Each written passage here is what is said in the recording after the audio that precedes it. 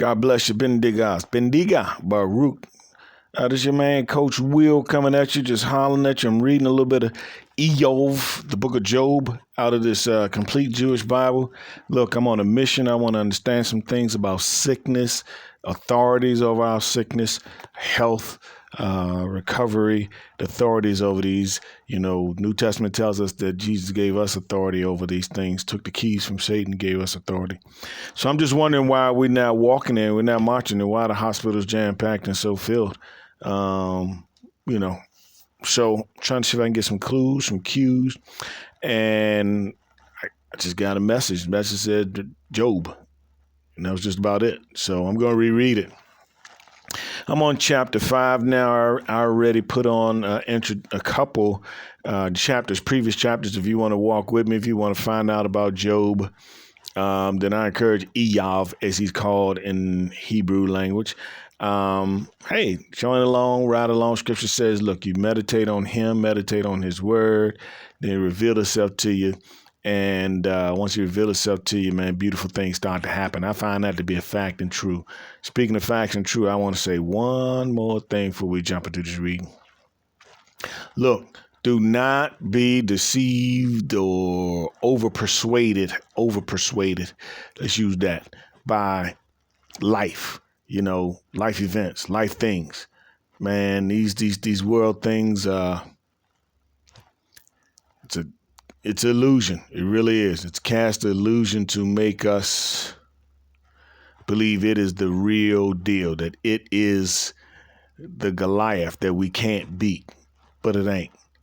Take the world with a grain of salt. Don't take his scripture with a grain of salt. That's all I gotta say. All right, so let's jump on to Iyov. Chapter 5, also known to us as Job, chapter 5. And we recall in chapters 3 and 4, three of his friends had gathered together. They cared about him. They, loved him. They came to console him and spend some time with him and get some advice based on their limited understanding and perspective. And hey, we've been there. Right, with limited understanding and perspective, I should say. So, chapter 5, without further ado, Job, Iyov. Call if you like, but will anyone answer? To which of the holy ones will you turn? For anger kills the fool, and envy slays the silly. I watch as a fool establish roots, but I curse his home and sudden destruction. His children are far from help. Publicly humiliated with no one to rescue, the hungry eat up his harvest, taking it even from among thorns, while the thirsty are panting, eager to swallow his wealth. For misery does not come from the dust, or trouble spring from the ground. No, people are born for trouble, as surely as sparks fly upward. So this is his friend still talking to him. His friend is Eliphaz, the Timani. So Eliphaz breaking it down, telling some facts, right? People going to eat your food. People going to drink your water. People can't wait till you fall down on hard times, and they going to swoop in get you when you're down. But again, well, that's true. We know that's true based on our world experience. But, man, our Christ experience, there's something greater, right? We got to stay focused on that. Can't let the world keep getting us. Verse 8, chapter 5, verse 8. If I were you, I would seek God. I will make my plea to him. For God does great deeds beyond investigation, wonders beyond all reckoning. He gives rain to the earth, pours water down on the fields. He raises the holy on high and lifts the mourners to safety. He frustrates the scheme of the cunning. That's true. So that they achieve no success. Man, I can vouch for that. Trapping the crafty in their own tricks and foiling quickly the plans of the false. I can vouch for all that. They meet with darkness during the day, groping at noon like at night. But he saves the poor from the sword, their mouth. And from the clutches of the strong. So the poor can hope again, and injustice shuts its mouth. How happy the person whom God corrects. So don't despise Shaddai's discipline, for he wounds, but he bandages the sore. His hands may strike, but they also heal. So his friend is still giving advice about the attributes of God as best he understands them.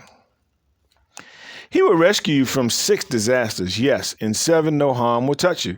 In famine, he will save you from death, and in war, from the power of the sword. You will be shielded from the lash of the tongue, and you won't have to fear destruction when it comes. You will be able to laugh at destruction and famine. Also, you won't have to fear wild animals, for you will be in a league with the stones in the field, and the wild animals will be at peace with you. You will know that your tent is safe. You will look around your home and miss nothing. You will know that your descendants are many, your offspring like grass growing thick in the fields. You will come to your grave at a ripe old age, like a pile of grain that arrives in season. We've looked into this, and that's how it is. Listen, and now it's for your own good. Okay, all right. Let's move to chapter 6. Let's see what Job says in response. Iyov says, I wish my frustration could be weighed, all my calamities laid on the scales. They would outweigh the sands of the sea. No wonder, then, that my words come out stammered. For the arrows of Shaddai find their mark in me, and my spirit is drinking in their poison. The terrors of God are arrayed against me. Does a wild donkey bray when it has grass? Does an ox low when it has fodder? Can food without flavor be eaten without salt? Is that salt reference again? Do egg whites have any taste? I refuse to touch them. Such food make me sick. Okay, all right, Joe, Iyov.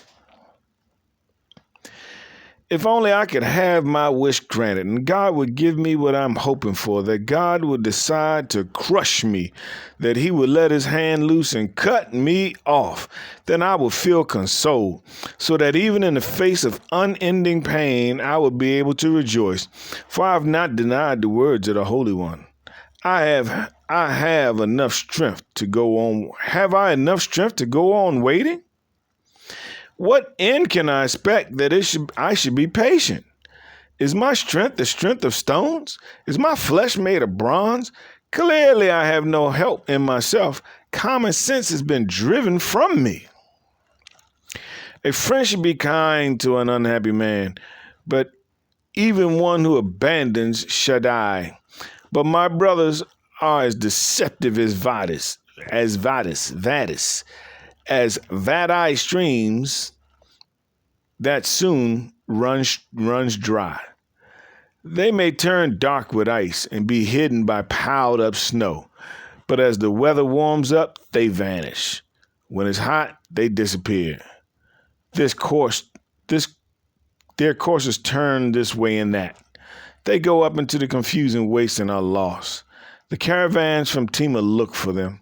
The travelers from Shiva hope to find them, but they are disappointed because they were confident on arrival there. They are frustrated, for now you've become like that. Just seeing my calamity makes you afraid. Did I say to you, give me something? Or, for your wealth, offer a bribe on my behalf? Or, save me from my enemy's grip? Or, redeem me from the clutches of oppressors? Teach me, and I will be silent. Make me understand how I am at fault. Honest words are forceful indeed. But what do your arguments prove? Do you think your own words constitute argument, while the speech of the desperate man is merely wind? I suppose you would even throw dice for an orphan or barter away your friend. So now, I beg you, look at me. Would I lie to your face? Think it over, please. Don't let wrong be done. Think it over again. My cause is just. Am I saying something wrong? Can I recognize the trouble that when I taste it? Human life on earth is like serving in the army. Yes, we drudge through the day like a hired worker, like a slave longing for shade, like a worker thinking only of his wages.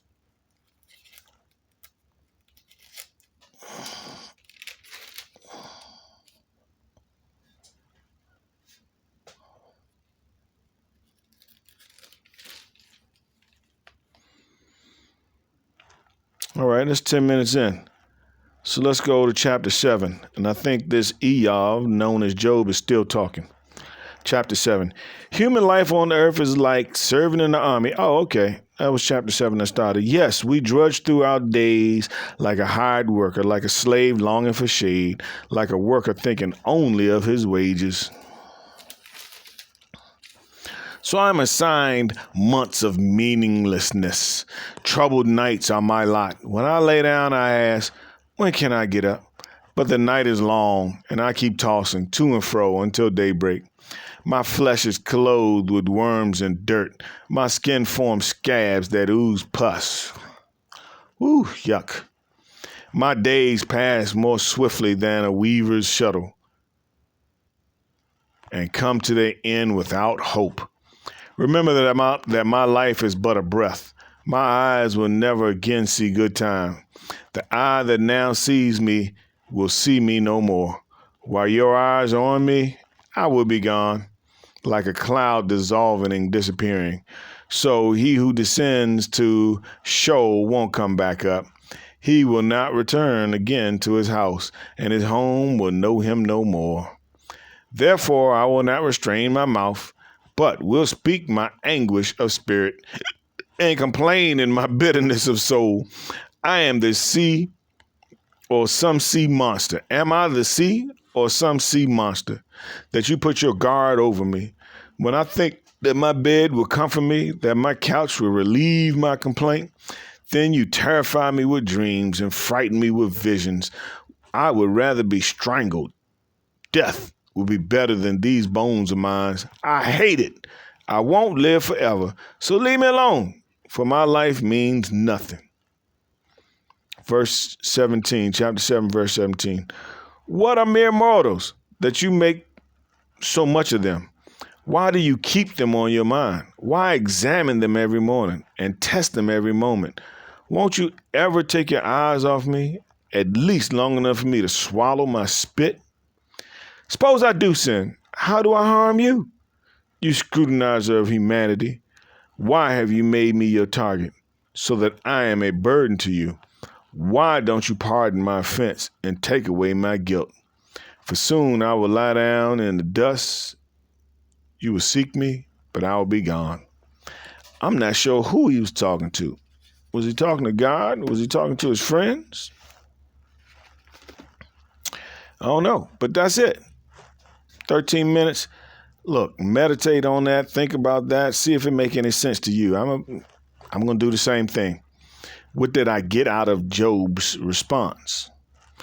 Well, he didn't curse God, but sounded like he was mad at God. He asked him, look, man, just let me die. What